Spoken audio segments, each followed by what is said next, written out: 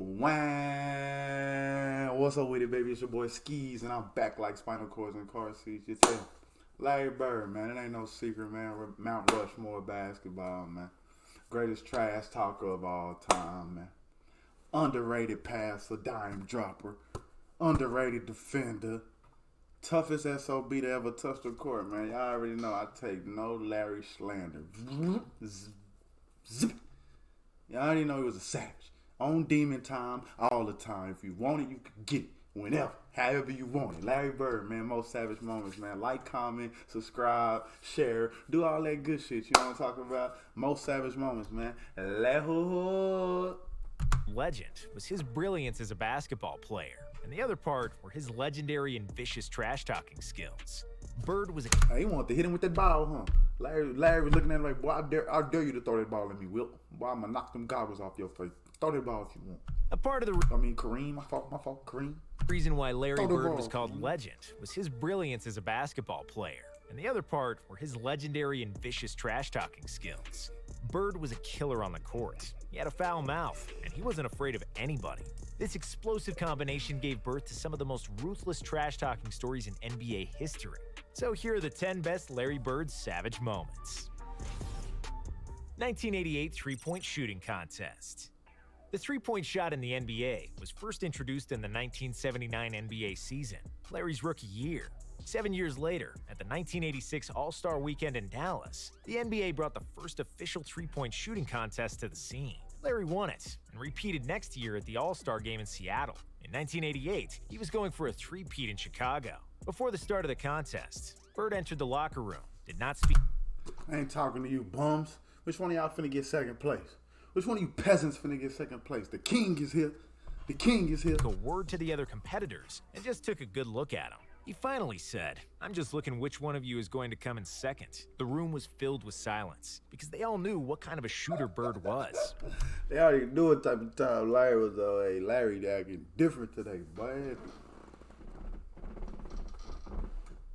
Larry acting different today, man. Of course, Larry would go on to win again, proving that he's the best shooter in the world. He won without taking off his tracksuit, famously raising his hand while the contest-clinching three was still in the air. Response to Craig Hodges. Craig Hodges was one of the best shooters in the 80s, and he competed in the three-point shooting contest with Larry each time Bird was participating. Larry won 3 times, and Craig finished second twice. When Hodges finally took home the title of the best three-point shooter at the All-Star Weekend in 1989, reporters... 89, I think that was after the year that boy Larry ain't play. I think he was hurt that year. So he ain't participating in the three-point contest. So Craig Hodges, boy, you escaped, boy, by the hair on my chin. Boy, you got lucky, boy. That's a tiny three-point contest. Boy, you already know who would have four-peated.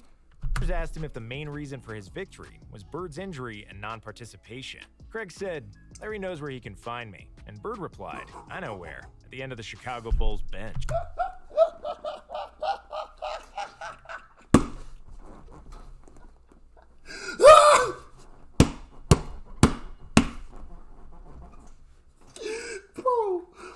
Bro, why did you choose violence with Larry the Legend, bro? Don't wake up and choose violence. Take your little three-point victory humbly take your little three-point victory and go on about your business, boy. Don't choose violence. What possessed you to do that, bro? I am sick. Yeah, I know where to find your bum ass at the end of the bench, boy. Use ass back, boy. You be asking, "Hey, coach, can I get in the game?" Coach be like, "Boy, get your ass back. Use ass back." Larry knows where he can find me. And Bird replied, "I know where, at the end of the Chicago Bulls bench." Where the bums at? Where the towel boy at? Where the water boy at? Where the rich people in the front row eating nachos and drinking Bud Lights at? I know where to find you. Left-handed game.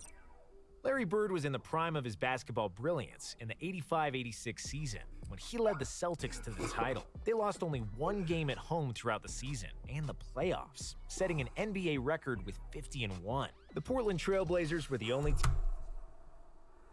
We must protect this house. Team to defeat the Celtics at home in December, so they were a good bet to win in front of their crowd in February. Before the game, Bird surprised his teammates and journalists by saying that he would shoot all his shots with his left hand, except long jumpers. This was the last game of the long run. Alright. Alright. That clarification. I needed that clarification. I'm gonna give y'all boys all lefties, but from deep I'm gonna give you these righties. Now it make more sense. Now you ain't capped me. Whoever told y'all ain't kept, but other people, man, they ain't. Oh, he shot with his pinky. He only played on one leg, he had one eye, and he shot with his pinky all game. And they capped. But this make more sense now. Road trip. And Larry would always find new motivations and challenges to get through the monotonous grind of the regular season. In the game against Portland, he'd go on to have one of the most memorable games of his career.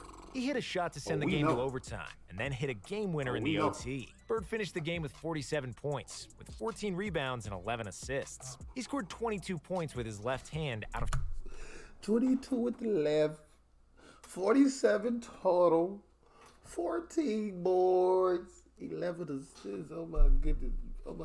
Let me get some. Woo! Of sheer boredom and fun, which tells you how insanely good and confident this guy was. White guys guarding him. Larry is not white. Larry is clear, said Bill Murray. That's a fact. He said. Larry is not white, Larry is clear. When I was little, I used to call myself clear. Now, I ain't understand light skin and dark skin, so I used to tell my mom, say, I'm clear. I don't know about none of that they talking about. I'm clear though. In Space Jam, while explaining Bird's ethnicity to Michael Jordan. Larry Bird had skills for days. He was thinking the game 3 moves in advance. His jump shot was money. He was nimble at 6'9", but he... Every time I see him come out that one tunnel with that bird on his back, I get chills, bro. I get goosebumps. Cause he already, hey, that's what I think after he had banged this shit, they was hoping he ain't come back. Boy, they looked to the left and seen a boogeyman walking down that tunnel, boy. Boy got the shaking in their boots. I'm talking shaking in their boots, boy. Tighten up, boy. Tighten up. You shaking like a stripper. He wasn't by any means an athletic player. Bird suffered from WMCJ syndrome, which stands for White Men Can't Jump, and he was aware of it. Bro, I was listening hard as hell, like damn, what type of? I ain't know that was the. I thought that was the name of his back problem. I said, damn, I'm listening hard, like, boy, I know you finna give him a Willenizer, niggas, schizophrenic disease. I thought he was gonna say some shit like that. Oh no, he didn't. WMCJ syndrome, which stands for White Men Can't Jump, and he was aware of it. On one occasion, he called basketball a black man's game due to the natural ability and athleticism of African American players. Because of that, he hated when the opposing... That's what make that shit crazy. Cause Larry ain't got an athletic bone in his body.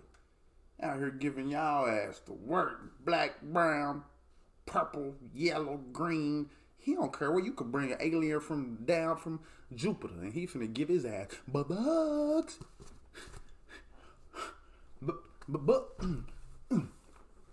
Give all that teams would defend him with another white American players. Because of that, he hated when the opposing teams would defend him with another white guy. Bird said that it was disrespectful to his greatness. You disrespected my name.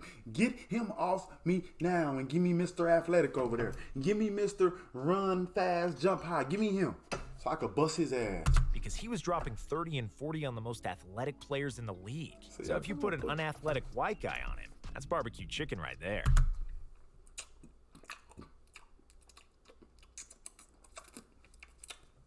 You got any more?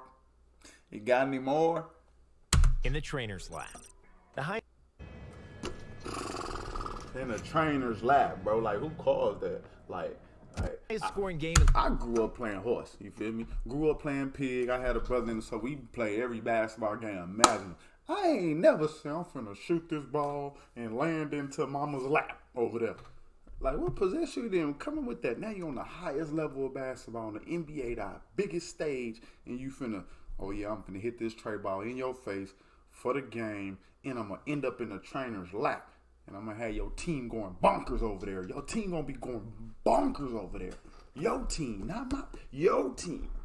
That's how crazy I'm going. In Larry Bird's career came in the 1986 season in a game against Dominique Wilkins in the Atlanta Hawks. At the beginning of the first quarter, it was obvious that Larry is in the zone.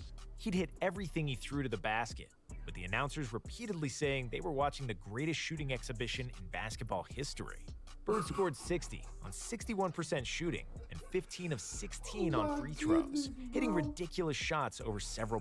That shot right there, oh my God, that's when you know you feeling it. We call that a heat check. I've been busting your ass all day, and I feel like the rim is the size of the ocean. I could shoot that. That's the ocean. And 15 I of can't 16 miss the ocean on free throws, hitting ridiculous shots over several players. During the game, he suddenly said, "in the trainer's lap," to Hawks players, which meant he would try to make a three from the corner near the opposing bench. He got the ball, made the shot, and one Hawks player who tried to guard him tripped over and fell exactly into the trainer's lap. Larry dropped down and started praying for them boys, man. Let me pray for y'all, because y'all cannot fuck with me. Let me pray for y'all, man. Please, Lord. For they not know what they do, Lord. It's like Bird predicted. The Hawks bench was so amazed that they were laughing and high-fiving each other, totally perplexed by... When we get to the... Put him up, put him up. You cheering for Larry? Bird's brilliance. After that, they were fined by their coach Mike Fratello for cheering on the opposing player. Hey, I want to know how much that fine was. On my baby, I want to know how much that fine was. Good shit, coach. Thank you, coach. Man, you got to set a stand in the locker room. We cannot be cheerleaders. Are we groupies? Are we professional basketball players, man? Yeah. Dock that pay. Run me my chuchos, you cheerleaders. Give me that cheerleader pay. Tormenting Dennis Rodman.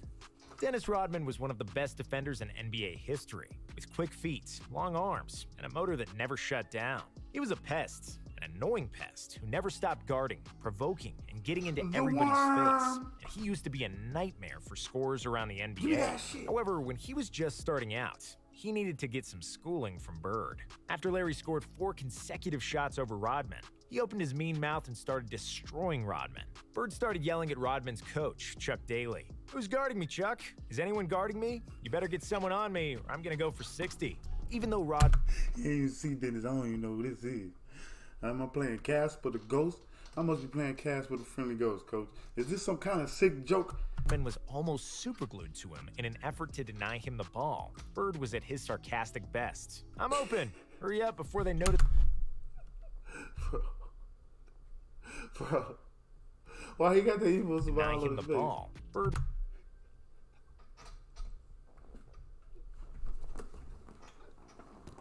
Bro, if I look up and I see Larry looking like that, I'm gonna fake an injury. I just caught carpal tunnel. Damn, I got the bubble gut, coach. I gotta go. I had nachos I gotta go. You don't play with Larry. Get looking like was that. at his bro. sarcastic best. "I'm open. Hurry up before they notice nobody is guarding me." Merry effing Christmas. 1990. Larry Bird loved to play against the Indiana Pacers, where he was always greeted as a king. It was where the HICK from French Lick grew up. The name of not the decade, the century. The white hick from French Lick. Out here giving you bucks though. He don't care about none of that shit. But bucks, Indiana State, bro. I'm a man, bro. Where is Indiana? Is Indiana State even a school still? Hold up. I don't even know. We got to do our research. We got to bear with me. Bear with me. Indiana State University. Indiana. Oh yeah, they still is a school. Could have fooled me. That boy took them boys to the ship. Made his first basketball steps and took Indiana State University to the 1979 NCAA Finals. And the game Boston played against the Pacers played on December 26, 1990, will forever be etched in memory of the Pacers shooting guard, Chuck Rifleman Person. Before the game, Person said to the reporters, "Rifleman is in the building. I'm going bird hunting today." At the tip-off, Bro, why do y'all choose violence? Why? That's the problem. That's why they said that they had cocaine problems back in that era, because they had to be on dope. Why you wake up and choose violence to the Grim Reaper? That's the boogeyman right there. That's Larry the Legend Bird. You choose violence? Oh, the Rifleman. I'm going bird hunting. Shit, what type of bird you hunting? Not this Bird one. replied to Person that he has a Christmas present waiting for him. While Chuck sat on a bench during the game, Bird received the ball in the corner and shot a three-pointer. As the ball was flying towards the basket, Bird turned to person and said, "Merry effing Christmas." The ball, Merry effing Christmas, you filthy animal. of course, came in without touching the rim, torching the Suns' bench. The best teams in the NBA often coast through the regular season and can lose their edge and focus when playing against mediocre opponents. In one game against the Phoenix Suns, the Celtics lost a double-digit lead and were trailing by 2 in the final seconds. The Celtics had the possession, and they could tie the game and go to overtime, or win it with a 3. Larry knew his Celtics shouldn't be losing a game to the Suns, and he wanted to play no overtime. So he went to the Suns bench and told all the players and coaches what was about to happen. "Yeah, I'm going to bust a 3 on you guys and just go home. I'm tired of this." Bro, what do you say? What do you say? What do you say? What do you say? I'm the coach and my players. And Larry, we see him walking over here. We know he on some bullshit. We already know he on some bullshit because we know Larry. Larry stay on that shit. And he come over here, "Oh yeah, I'm finna bust a 3 on y'all." And then we finna head to the crib. Y'all, you might as well start taking, hey, put your slides on. Put your warm-ups on. Bundle up. It's cold out there. We finna go. We gone. Surprisingly, he lived up to his word. As the ball was still in the air, he turned towards the Phoenix bench and yelled, "Told you so," as the ball was going through the net. Calling his shot against Xavier McDaniel. Xavier McDaniel was one of the most notorious NBA players in the 80s. And on the courts, he liked to get physical, like Olivia Newton-John. When he was playing for the Sonics and the Knicks, nobody was really messing with X-Man. However, Bird was not afraid of a scuffle, and there are multiple stories of Larry participating in bar fights during his NBA career. In a crowded... Bro, what? Larry used to be in the ball.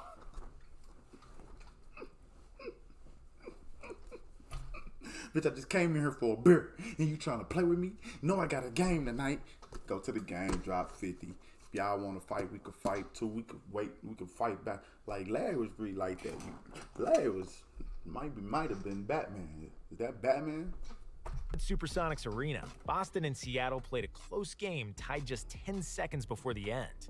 At that point, Celtics coach Casey Jones called a timeout, and Bird confidently told him to just give him the ball and that the others move the hell out of the way. On his way back to the floor, Larry said, "That's exactly where I'll get the ball, and I'll score the game winner in your face," while X-Man replied, "I know you will get it there. I'm waiting for you." Bird received the ball right where he said he would and made a tough fadeaway shot. After Bird realized there were still 2 seconds left, he told McDaniel, "Damn, I didn't want to leave 2 seconds on the clock," while X-Man walked back to the Sonics bench in disbelief, tormenting a young Clyde Drexler.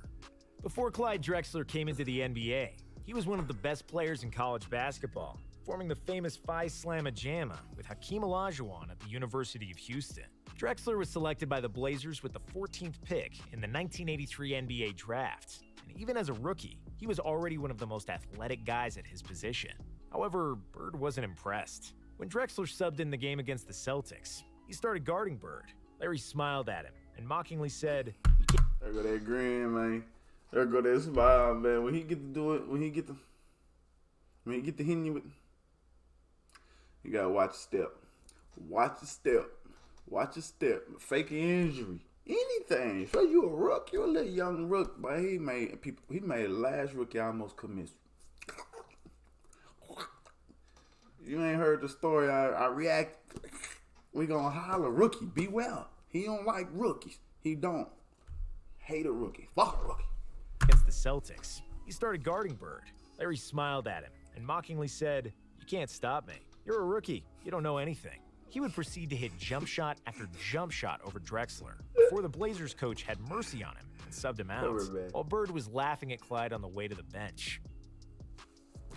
Cover it, man. Let me say, that's what my coach used to say. You scared? I'll say you. Because Larry got you in one of them. He got you in one of them, Clyde.